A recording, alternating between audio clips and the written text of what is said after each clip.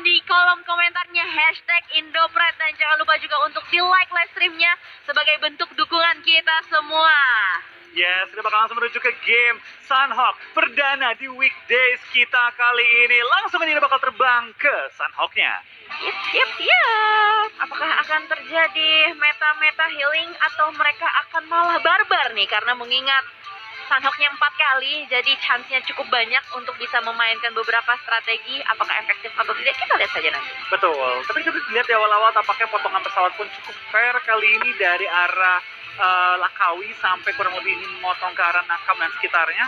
Dan kita bakal lihat mayoritas tim juga sudah mulai turun ke arah kota mereka masing-masing. Tentu sebagai Sunhawk pertama di weekdays, pasti gue yakin akan bertabrakan tipis-tipis kali ini, di mana tampaknya yang mengisi area Bravo ada NFT kalinya menyebar juga, ada VGM juga, dan ada Infinity yang lagi mengarah ke kau.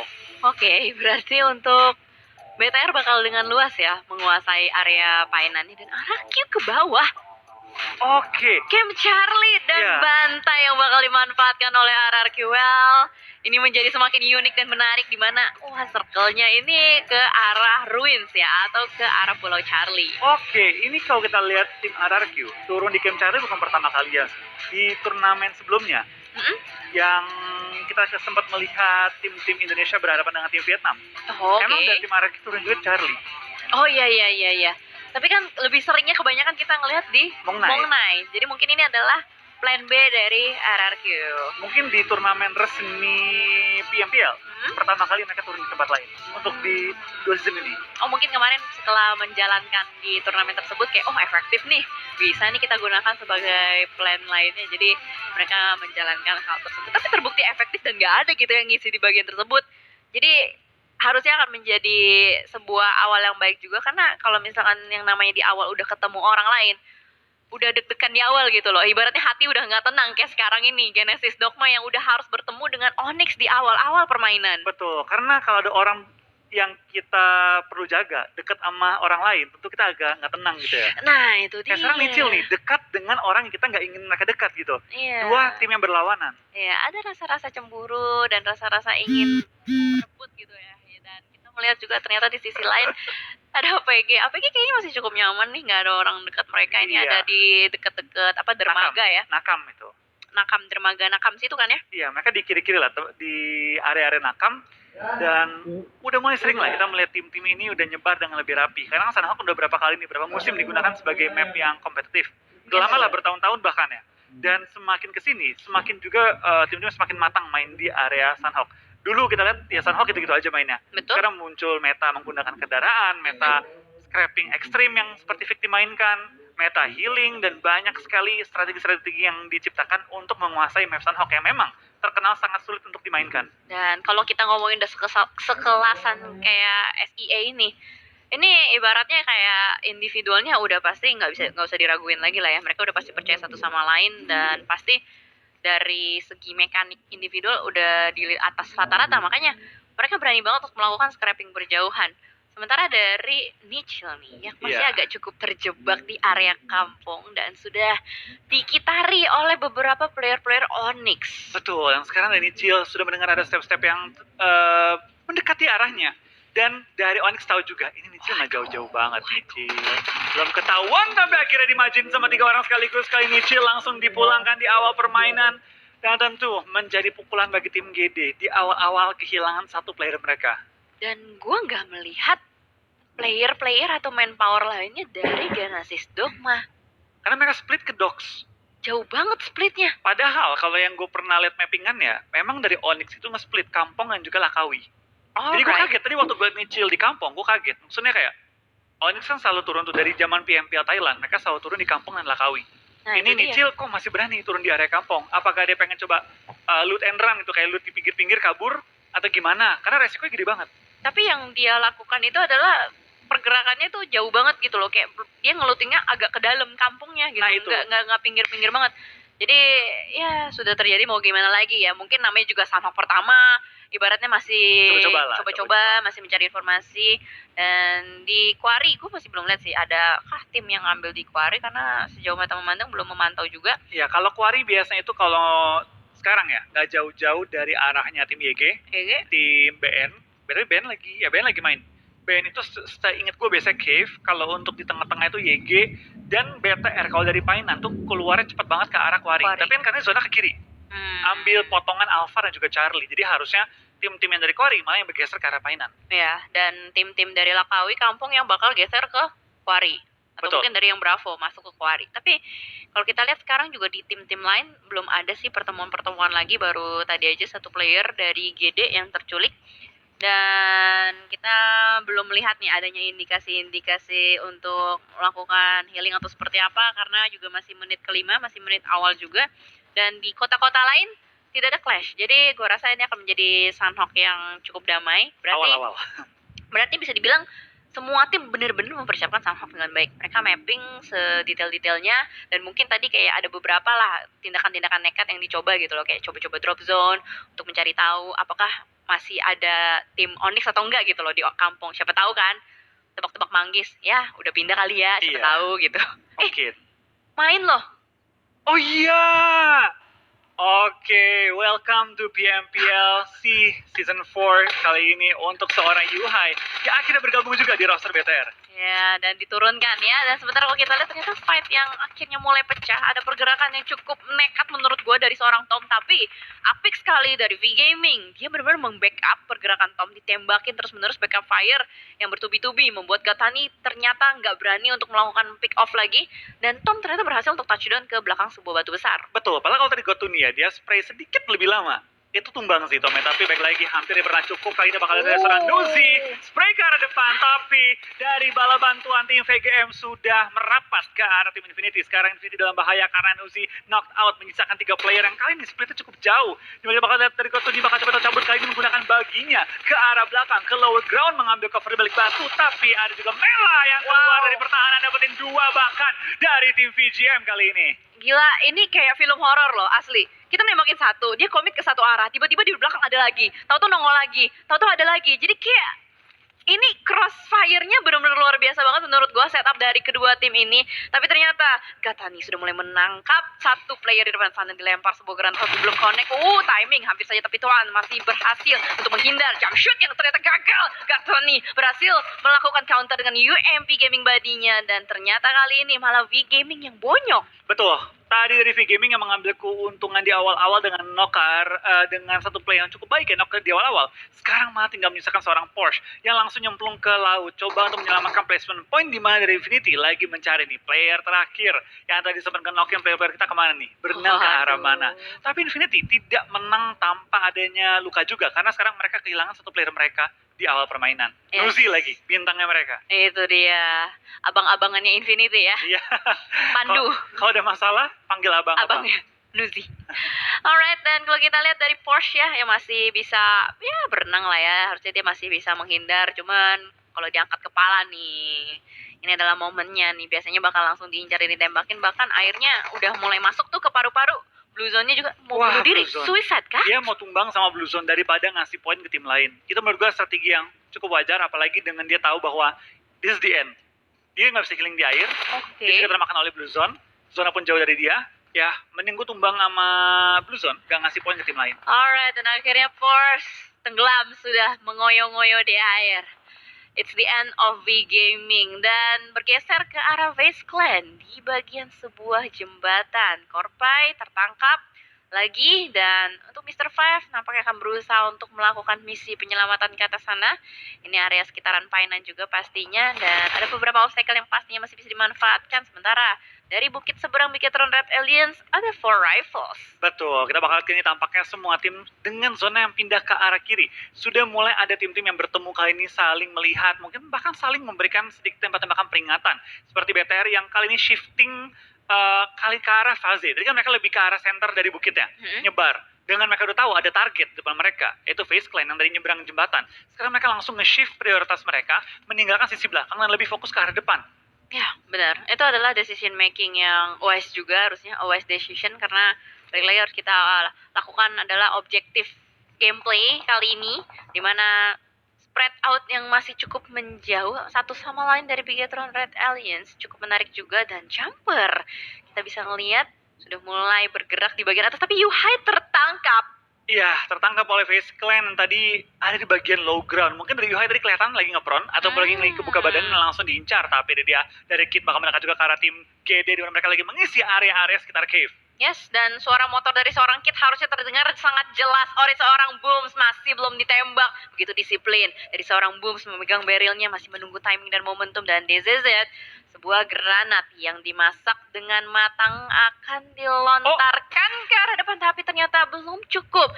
Angle lemparan dari granatnya nggak sampai ke seorang Kid, tapi ternyata atraksinya gagal ya. Iya, itu bakal lihat kayak ini dengan Booms yang lempar boom depan mukanya dari seorang Kid tapi nggak mengenai damage-nya. Ini informasi bagi tim Secret bahwa ada tim lain yang sudah menghinggapi area ini. Tapi ternyata lagi liatin ke arah GD, ada Onyx yang juga bermunculan kali ini dengan 3 player yang masih bertahan hingga zona kedua. Yap, dan ternyata slow passive gameplay antara dua tim tersebut masih berada di bagian blue zone-nya juga dan masih cukup jauh pergerakannya, 500 meter untuk menuju ke play zone berikutnya. Dan ini agak PR berat juga menurut gue kalau misalkan mereka harus fight di zona-zona seperti ini. Tapi Booms mungkin akan sedikit retreat, tarik mundur, tapi ternyata enggak.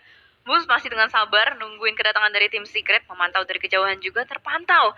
Jadi jumper bakal langsung ditembakin begitu saja, tapi miss the shot. What happened Booms? Keraguan yang dimiliki, tapi ternyata tembakan berikutnya berhasil menumbangkan seorang jumper. Dan DZZ reload sedikit dan Fredo masih belum bisa ditumbangkan, tapi ternyata counter dari Fredo membuat Booms yang harus ter-take down. Betul, sayang sekali dari seorang Booms sedikit sulit untuk di-backup, tapi kalian dari Star dan kawan-kawan tinggal berdua, Daybot masih bertahan juga. Dan kalau biasa kita lihat GD, biasa sih mereka melakukan healing. Gue nggak tahu jumlah healing yang mereka pegang saat ini dan detik ini itu berapa, karena dari Star masih ada di bagian blue zone. Ya, dan tadi cuman ada 7 doang kalau gue lihat ya dari kantongnya si Satar. Tapi kalau Daybot kita lihat berpisah cukup jauh. 8. Oh, 15. belum disetorin Belum berarti. setoran, tapi sayang banget nih kalau sampai dari tim GD kehilangan kesempatan melakukan healing, karena 15 healing pun lumayan loh, mungkin bisa bawa ke nomor 7, nomor 6 kalau timingnya pas di momen akhir pakainya. Ya, itu dia, benar. Dan bahayanya di sini juga kalau kita lihat dari area sekitaran GD, itu nggak cuma ada tim Secret, itu juga ada Onyx yang berada di bayang-bayang masa lalu mereka. Jadi gue rasa nih ya, tim-tim yang main di bagian kanan, dia tahu nih jalur-jalur rotasi healer-healer tuh di mana aja. Betul, tapi Disisirin. iya disisirin, itu dia yang gue bilang. Karena meta healing begitu kuat, Iya, tim-tim mulai ngebentuk cara kita nge-counter gimana, anti healing jadi ya. antidotnya ya dicari. Antidotnya. Waduh, ini bahaya banget sih. Dan kalau kita lihat juga dari tim Secret kayaknya bakal meninggalkan saja tim Genesis Dogma. Dan menarik ketika kita lihat ada Fredo nih akhirnya dimainkan. Tadi Irengel juga dimainkan, cuman kan di week 1 kita nggak lihat adanya Fredo. Berarti Fredo ini ngegantiin iShots.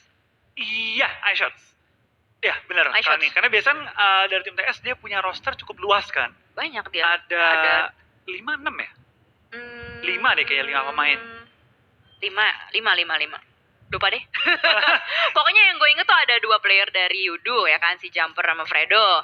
Terus ada iShots orang lamanya, ada Betul. Metoy orang lamanya, Kit yang baru dari Todak. 5 dong berarti. 5 berarti ya. 5. Tapi mereka memang sering tukar-tukaran juga, tergantung dengan mungkin map dan juga performanya. Tapi sementara kita ngomongin performa, ini di DX yang pada Super Weekend pertama mendapatkan peringkat puncak kali ini, tapi di Sunhawk kali ini langsung terpantau dan ditumbangkan hampir 2 player mereka di awal permainan. DX kehilangan Rabis, hampir kehilangan Duke, itu menjadi pukulan keras juga, tapi sembari Jasper asik-asik spray down, ada Frankie yang mulai mantau dari high ground. Wah, ini bakal menjadi posisi yang sulit dari Xavier itu sendiri juga.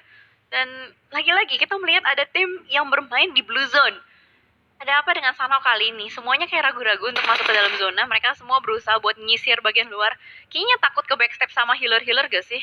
Kayaknya iya deh, mereka takut ke backstep sama healer, dan toh kali ini juga di zona kedua itu nggak sakit zonanya. Kita pakai bandage sama pakai full boost pun nutup sih. Jadi kayak masih bisa nebe lah ya. Iya, bisa ada TB, bisa make a play juga, bisa menggunakan blue zone sebagai opsi untuk nge-flank. Tapi tampaknya dari Frankie, dengan dia mengambil satu rumah di atas high ground, dia membuka vision cukup luas juga bagi timnya. Dan sekarang sudah menandakan bahwa MSC coba untuk nge-flank ke arah luar, tapi malah bertemu dengan Infinity yang siap untuk bertempur juga. Oh my god, Logan dan Mela kali ini siap menyambut dengan hangat ke arah MS Chonburi. Dari Pops akan menembak ke arah depan, tapi Mr. Shot Logan yang berhasil mendapatkan seorang Pops kali ini bakal langsung langsung dihantam begitu saja. Dan ternyata keputusan yang buruk mungkin untuk MS Chonburi membuat mereka harus kehilangan 2 punggawanya. Betul, pengen ngeflank malah tertangkap sama tim lain kali ini. Pengennya perang malah menuju ke third party. Nah, itu dia. Ketangkep basah ternyata ya kan. Dan kalau kita lihat dari Frankie juga masih berusaha untuk mengulur waktu, mungkin menangkap lagi-lagi Ponzai di depan sana.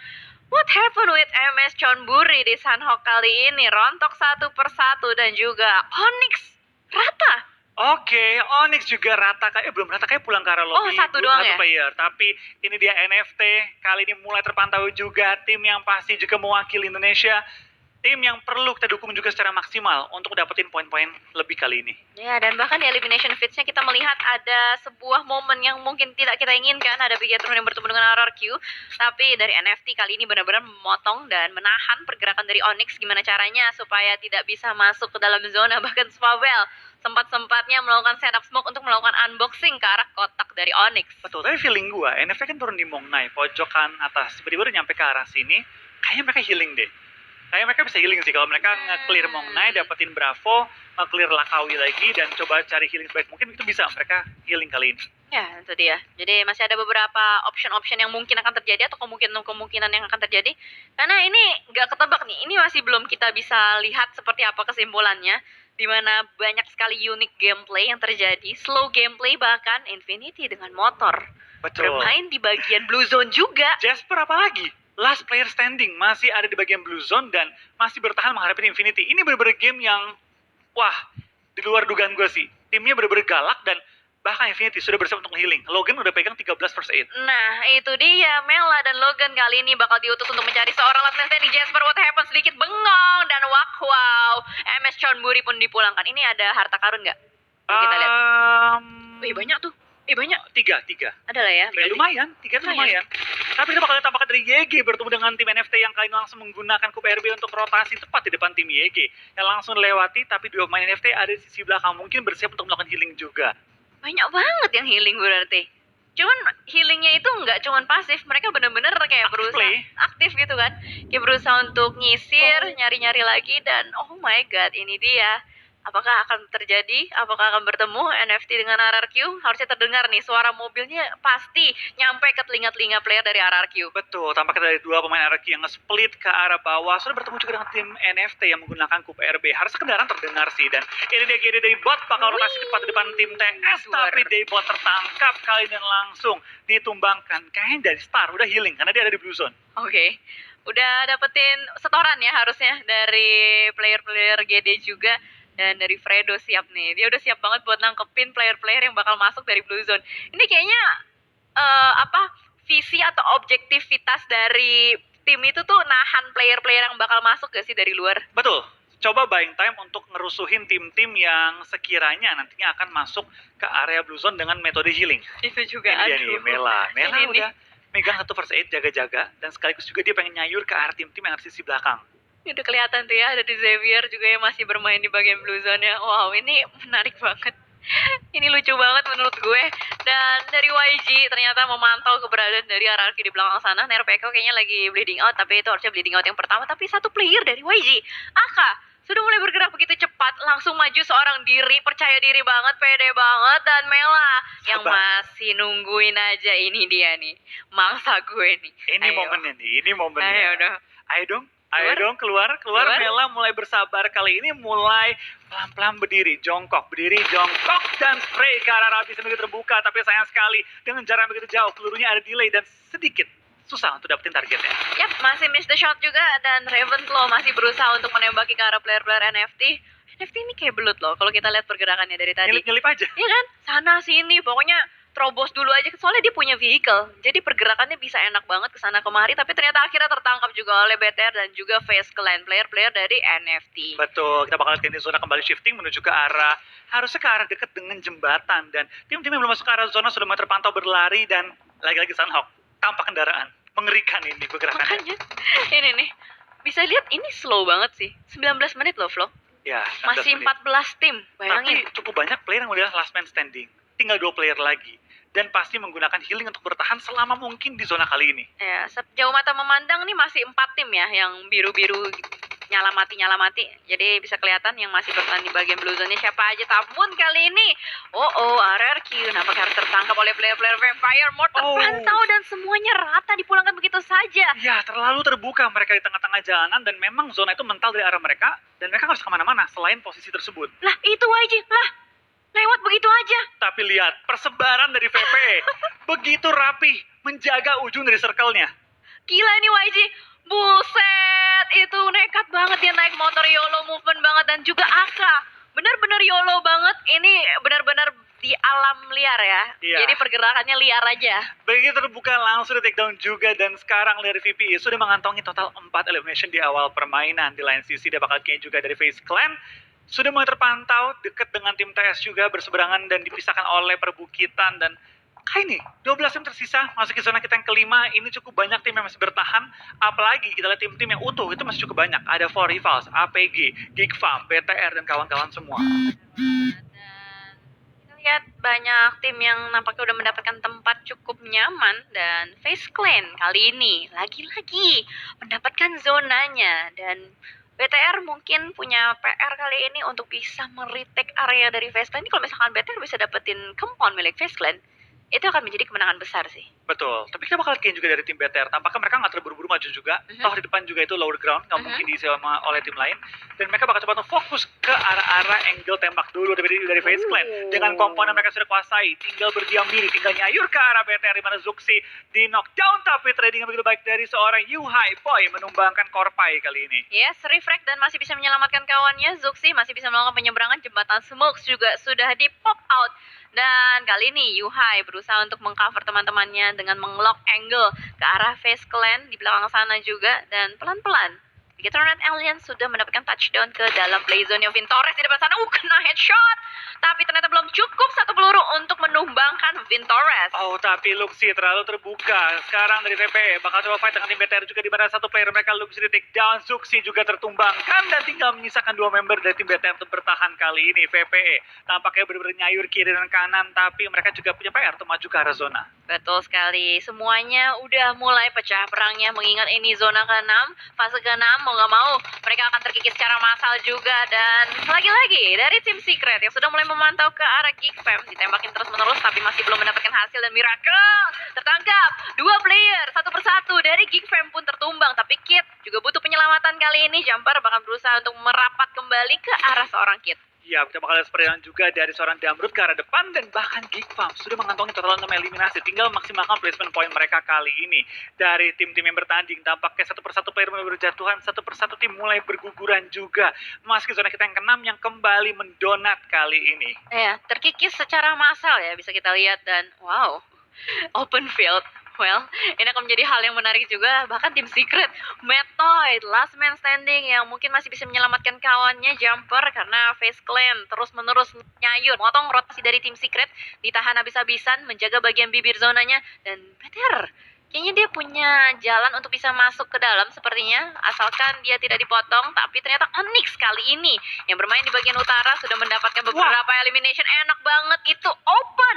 Angle shotnya begitu terbuka dan Sky Only tinggal menahan aja pergerakan dari 4Rivals.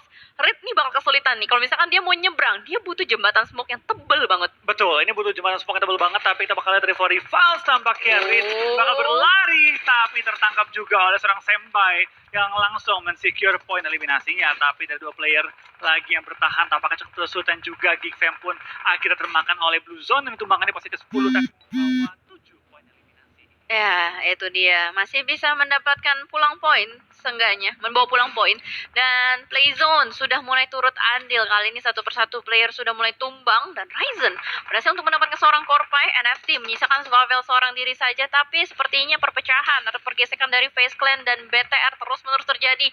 Nice try untuk NFT. Membawa pulang poin dan beberapa elimination juga. For Rivals, pemburu pun tidak bisa bergerak lagi. Ini FaZe Clan mendapatkan posisi terenak sih menurut gue untuk sementara waktu. Betul, dari tadi mereka nggak bergerak, itu compound yang begitu enak, tapi kali ini kita bakal lihat mereka harus bergeser keluar dan tepat depan mereka ada 4 pemain dari BTR yang sudah siap untuk menyambut tim FaZe Clan. Tinggal menyisakan seorang Mr. 5 kali ini. Di sini BTR tampaknya sangat diuntungkan dengan zona yang mental karena mereka utuh dengan 4 player mereka juga, tapi Luxi dalam posisi knocked out kali ini perlu diselamatkan secepatnya. Juga juga lempar granat ke dalam arah rumah dari Face Clan. Mr. Five hampir tertumbangkan tapi belum sampai knocked out. Alright, dan Face Clan menyisakan Mr. Five seorang diri saja, tapi masalahnya Blue Zone-nya udah cukup sakit. What? Onyx K only masih bisa memotong pergerakan dari seorang Ryzen yang sedang melakukan penyeberangan di depan sana, terspot begitu saja, dan harusnya masih ada beberapa off-take yang bisa dimanfaatkan. Dan kenapa granat dari Mr. Five kena Tony K? Nggak tahu tadi ya, nggak tahu. Mungkin dia tadi mau lempar ke arah luar, dia kira better maju ke arah depan, dan akhirnya malah mantul ke frame kaca. Tapi sebentar kita bakal lihat ya, Star, seorang diri bertahan masuk top 5 lagi. Ini survivability dari seorang Star. Jangan dipertanyakan lagi dah. Luar biasa kalau di Sunhawk. Wah, gila banget. Dia udah berlatih ya habis-habisan. Lone survivor dari Genesis Dogma berarti top 5 untuk tim Indonesia. Ada BTR dan juga Genesis Dogma, tapi Sembei masih bertahan. Last man standing. Timpuk-timpukan utilities is real kali ini. Granat dari Ryzen nih bos. Super Manggis is real, dan Sembei sepertinya sudah mulai tertekan oleh Blue Zone-nya. Harus keluar mau tidak mau, dan itu dia close combat terjadi, jump shoot. Onyx dipulangkan oleh Bigetron Red Alien. Betul, Star dengan sabar menunggu momennya, tapi tampaknya terlalu sabar dan ketahuan oleh tim BTR. Dua tim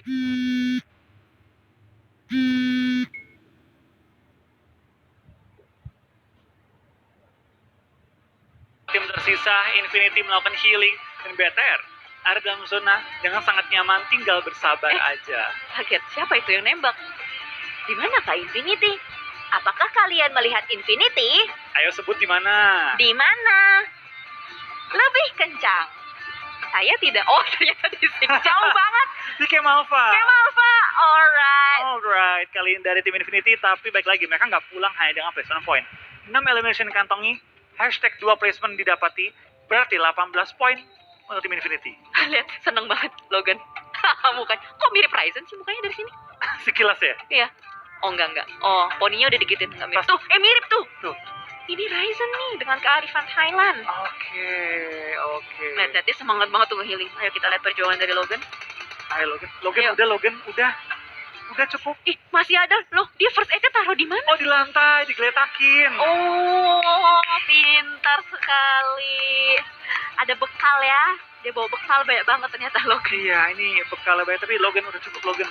Udah yuk, pulang yuk. Yuk, pulang yuk. Yuk. Pulang yuk. Mau, masih mau healing. Bentar lagi. Ayo mandi yuk. Tapi Logan dengan healing terakhirnya tadi bakal tumbang, dan winner chicken dinner untuk tim Bigetron RA di game kita yang kedua. Yes, dan membawa elimination yang cukup banyak. 10 elimination. Berarti